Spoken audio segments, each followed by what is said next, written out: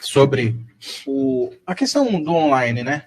A pergunta aqui dos nossos comentários do Instagram, e qual a importância também do nosso podcast para a nossa arquidiocese. Porque a gente falou de continentes afora, a gente falou de buscar quem está longe, mas vamos lá, nós que somos aqui dessa arquidiocese de Sorocaba e conhecemos muito bem as realidades, porque nós conversamos sobre as nossas pastorais, as nossas paróquias, qual que é a importância desse podcast para a nossa arquidiocese de Sorocaba? No início, né, quando a gente sentou para resolver lá qual vai ser o intuito, qual a questão do projeto, né, que a gente sentou para elaborar o projeto lá, ficou algum tempo elaborando, é exatamente isso. Levar para a nossa arquidiocese um pouquinho de nós. Né? Inclusive comentamos um tempo atrás, antes de entrarmos de férias do seminário aqui, que a gente estava fazendo a questão do teste e tudo mais, acho que foi uns 15 minutos de teste, né? Que a gente já havia comentado isso, né? Porque muitas vezes chega aos nossos ouvidos, pelo menos ao meu ouvido, não sei o de vocês, né? Pô, mas o que vocês fazem no seminário? Pô, mas o que é uma vida de seminarista, né? Ou várias perguntas a respeito da Santa Missa, ou várias perguntas a respeito de catequese. Então, no início, lá quando a gente sentou para conversar, a gente conversava a respeito disso também, né? Trazer um pouquinho para a arquidiocese o nosso trabalho enquanto seminarista, né? Trazer para a arquidiocese o seminário, né? Inclusive até o projeto Amigos do Seminário, né? Que foi aqui, né? Que está na nossa arquidiocese e que muitas vezes acaba passando despercebido, né? Então, temos aí quantas paróquias hoje na arquidiocese? 59 paróquias, e que, lógico, não são todas que têm a graça de ter um seminarista ajudando nos seus trabalhos pastorais. Então, muitos não conhecem, muitos não sabem a questão da realidade, né? Da arquidiocese, que é financiar também um seminarista, né? Gera um custo, né? Nós temos um custo para a arquidiocese. A gente fala custo, mas é um investimento porque vai voltar para vocês, né? Eu levo muito no meu coração uma frase do meu diretor espiritual que disse assim, né? O seminarista, né? O vocacionado é tirado do povo, Cristo tira, né? A igreja tira do povo, forma, mas depois devolve para o povo, né? Então é tirado, mas devolve, com a questão do quê? Da evangelização, né? Ser homens de Deus, né? É exatamente isso. Então, um dos intuitos do nosso podcast é exatamente trazer um pouquinho, né, do que é a vida de seminarista, o que é o seminário, e outra, evangelizar, né? Não teria sentido se a gente não buscasse evangelizar através das nossos diálogos, das nossas conversas, dos nossos convidados, né? Mas passo a bola para outro aqui também, porque senão só eu fico falando. Tem também um outro aspecto que está inserido na sua fala também, que é o tirar do povo e ser formado, né? Então, o podcast para nós significa também formação, né? Crescimento, adaptação, sintetização, entre tantas outras palavras que a gente poderia dizer. Aqui nós estamos tentando aprender a nos comunicar, a nos portar, a estruturar algo que muitas vezes nós nunca fizemos, e dessa vez nós não fizemos mesmo. Então, tem muito a ver com formação, né? Quando olho para esse podcast, eu me lembro, poxa vida, é uma oportunidade de ser formado. E cada vez mais sendo formado, poder aprender, poder estar mais capacitado. Não que a gente seja muito, mas pelo menos um pouquinho mais, né? É isso que é a formação de fato. Então, eu vejo dessa forma, Pedro. Não sei qual a sua ótica a partir disso, mas é esse aspecto que o Vitor trouxe, mas também o aspecto de formação, né? Eu acho que quando eu estava... Eu falo quando eu estava lá fora, porque eu sou a primeira turma, né, hoje. Eu sou o caçulinha do seminário. A gente olha, até no começo, a gente quer ter algo, né? Eu falo da gente. Poxa, mas como que é a realidade? Não tem um vídeo de workshop explicativo falando, não, você vai trazer sua toalha, sua roupa de cama. Não tem isso. As pessoas também se preocupam com isso, sabe? Muitas vezes chegaram pessoas perguntando, nossa, será que eles dormem direito? Eles comem direito? Será que eles... Sabe, aquelas perguntinhas de vó, de tia, bem bobinha, mas é que a gente vê que a pessoa não tem interesse em saber. E da minha parte também, poxa, caramba, aí você chega como um estranho, você fica meio assim, aí depois você já vai se enturmando, a piada flui, a alegria flui, a fraternidade flui. Então, acho que vai ser muito importante para a nossa arquidiocese, sim, Acho que as próximas gerações que vierem vão ter menos dificuldade do que nós tivemos, ou não tivemos, ou será mais fácil ainda. Acho que eu, por ser mais novo, eu não vejo dificuldades, né, no trabalho que se faz na nossa vida de pastoral, mas acho que quanto mais a gente facilitar isso, quanto mais a gente deixar mais leve isso, acho que é interessante. Acho que a Arquidiocese também, o tempo que nós vivemos, como estávamos dizendo, da pandemia, acho que merece esse tempo de serenidade, né, de algo mais agora, de mais alegria. Vamos abrir as portas agora da nossa casa, mostrar para a nossa Arquidiocese que nós estamos bem, que tudo está fluindo bem e que nós queremos sermos, sim, sinal e canal da graça de Deus. É que a pergunta inicial, talvez, entre tantas que as pessoas nos fazem, não é às vezes, por exemplo, muitas vezes, indo de Uber para o seminário ou indo para algum lugar de Uber, ele pergunta, né? Tá indo fazer o quê? Tá voltando ao trabalho?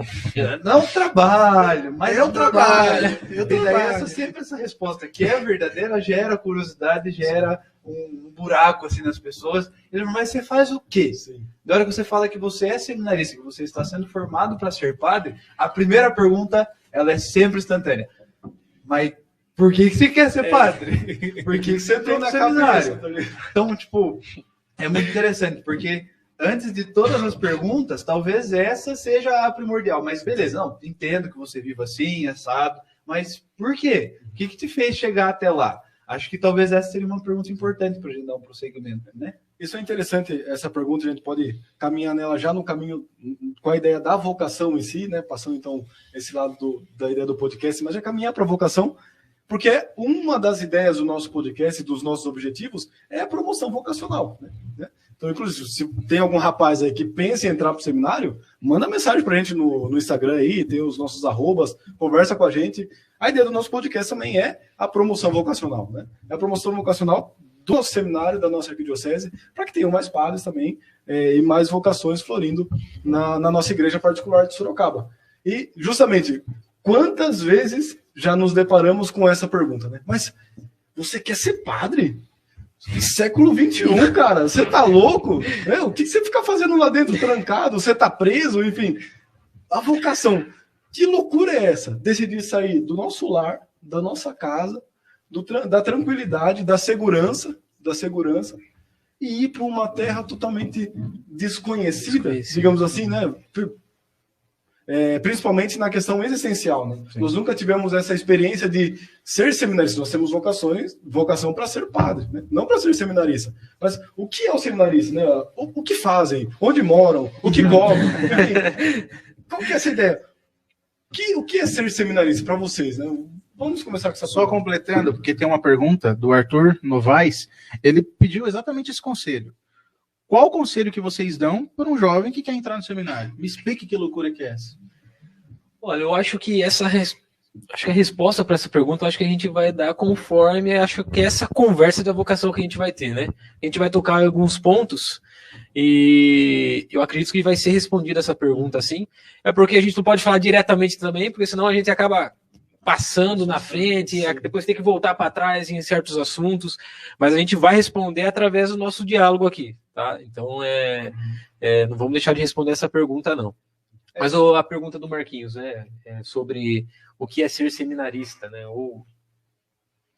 É doideira pensar que, por exemplo, não sei se eu te interrompi, mas não, então imagina. Quando nós escutamos São João Paulo II dizer, né, que toda vocação, todo ser humano é único. Respeita São João Paulo II. Que isso, cara? Respeita São João Paulo II. Sim, eu disse. A gente vê o JP. JP2. Quando nós vemos ele falando isso, é perceber isso, né? Não existe uma fórmula mágica. E até mesmo dentro do ser seminarista, não existe um padrão. Você vai ver um seminarista de bermuda e camisa do Corinthians, ao mesmo tempo que você vai ver um seminarista de socialzinho, bonitinho. Alguém equilibrado, maduro, sabe? Então, é muito interessante perceber que a vocação, o viver a vocação e o ser chamado de fato, ele cada vez vai ser feito, vai ser destrechado de um modo, em uma história, em uma particularidade. E isso é interessante. Não tem o mesmo chamado que o Marcos, nem o Pedro, nem o Vitor. Não tem. não tenho a mesma característica, a mesma personalidade que nenhum de vocês. Ao mesmo momento que as pessoas que podem estar nos acompanhando, que às vezes ao olhar para os seminaristas falam, nossa, mas eu não sou igual a eles, ou eu não tenho a mesma história que eles, vão perceber que, não, peraí, mas é assim mesmo, é isso aí.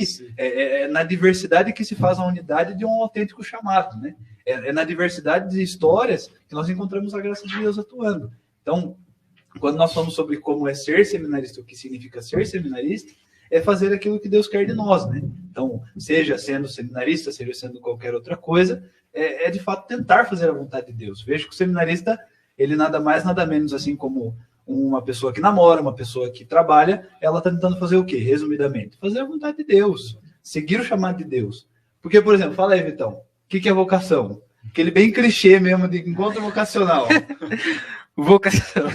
Existe aquele que chama e aquele que é o chamado, no caso, né? Existem duas pessoas, porque chamado é isso. Não existe um único chamado. Tem que ter uma resposta. Para todo chamado tem que ter uma resposta. Então, a vocação é isso. É aquele que nos chama e aquele que responde, né? É o mais clichê que a gente escuta, né? O vocare, né? O famoso vocare. Do vocare, chamado. Exatamente. Exatamente.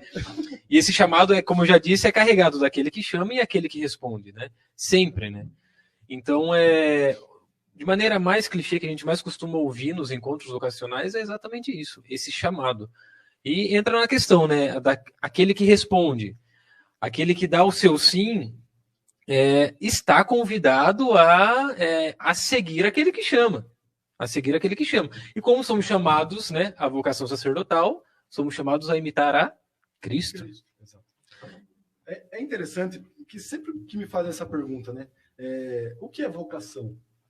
Vem na minha mente o Evangelho de São João, né, o São João Apóstolo, e a vocação de São João. É uma vocação belíssima, uma breve partilha aqui, mas vocês podem ler na Sagrada Escritura aí a vocação de São João.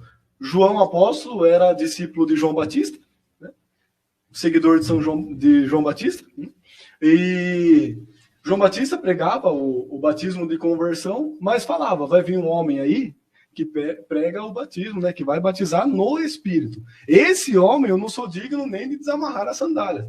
E João Apóstolo, então, era o discípulo de João Batista. Até que um determinado dia, um determinado momento, João Batista, junto com os seus discípulos, passa Jesus, ele aponta para um cara e fala, eis o Cordeiro de Deus, aquele que tira o pecado do mundo. E os dois, então, vão até Jesus, João, o apóstolo, e André, né, irmão de Simão Pedro, vão até Jesus e fazem a clássica pergunta, onde moras? Jesus poderia falar muitas coisas, né? Mora ali na esquina, perto da casa do seu Zé, na capitaria do José, na casa do meu pai, enfim. Mas o que ele diz para João, o apóstolo? Vem de verde. Vem ter uma experiência. Vem ter uma experiência comigo, vem de verde. Né? O chamado e a vocação é isso. Cristo convida para intimidade. Para intimidade. E João, um jovem, muito sábio, com amor imenso a Jesus, vai até Jesus. Quer ver onde ele mora. Né? É bonito notar isso. No finalzinho desse trecho da partilha da vocação de São João, ele coloca, era a hora 10ª. Ele lembra o horário. Né? Ele lembra o horário daquele acontecimento.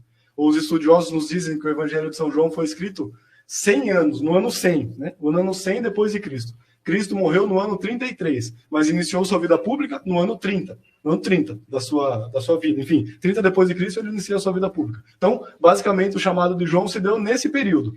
João jovem ali, com 18 anos mais ou menos, mas ele vai escrever seu evangelho no ano 90 ou no ano 100. Ou seja, mais ou menos 60 anos aí depois. Não sou muito bom com matemática. Mas veja, 60 anos depois, cara. Olha que loucura, ele lembrava a hora do encontro. Era a hora 10ª. Né? Isso aconteceu conosco um dia. Qual que era a nossa hora 10ª? Sei lá, no encontro de oração, em um retiro, em alguma coisa. Cristo fez um chamado para nós. Sabe? Cristo te fez um chamado. Falou no seu coração, vem ver onde eu moro. E os dois foram conhecer, tiveram na intimidade com Cristo, deram uma resposta concreta. Vocação é isso, é esse relacionamento, né? É ir até Cristo, ter um encontro com Ele, conhecer e saber onde Ele mora.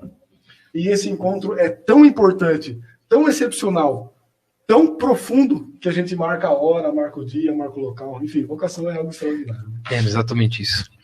Eu acho que, como a gente já está falando na questão da vocação, já dá para a gente falar sobre as vocações. Quais são as vocações, né? Não tem só a vocação sacerdotal, né? Somos seminaristas, mas não existe só a vocação sacerdotal. Então, acho que seria interessante se a gente pudesse falar um pouquinho sobre as vocações, né? E aproveitando o mês vocacional também que ensinamos. Exatamente. Bom, Pode começar. Opa! Vamos aí. Você pincela os Não, vamos lá. Nós temos o chamado universal à santidade. Essa é a nossa primeira vocação. Né? A igreja nos ensina que na Lumen Gentium, né, no capítulo 5 lá, temos o chamado universal à santidade. Todos nós somos chamados a sermos santos. O que é ser santo? Estar com Cristo, estar com Deus, estar um dia no céu com Ele. Aí essa é a intimidade. Somos todos chamados a isso. Mas, para sermos santos, temos algumas vocações específicas, que nós chamamos de vocação, a missão, né? A missão, uma missão aqui na Terra. Né? A igreja, ela define 4 vocações. Né? Então, a vocação ao sacerdócio, ao ser padre, que é um sacramento de missão, um sacramento de serviço, o sacramento da ordem, então a vocação ao sacerdócio, a vocação ao matrimônio, né? A vocação ao matrimônio, que também é um sacramento, um sacramento de serviço. Nós temos também a vocação religiosa, né? Que é uma consagração, enfim, os religiosos fazem votos, entregam toda a sua vida, essa vocação religiosa. E temos a vocação do leigo. Geralmente, claro, a vocação, ela como posso dizer, ela abre como se fosse um leque, né? Então, o casal, o matrimônio, aquele casal, os que são casados, eles são leigos também. Sim. Eles exercem uma função no mundo, diferente de um padre que exerce toda a sua vida, toda a sua caminhada, todo o seu exercício, todas as suas forças estão empenhadas para o bem e para a igreja. O leigo empenha todas as suas forças para a evangelização do mundo, ser sal da terra e luz do mundo. Então, basicamente, essas 4 vocações, né? O sacerdócio, o matrimônio, a vida religiosa e a vida laical.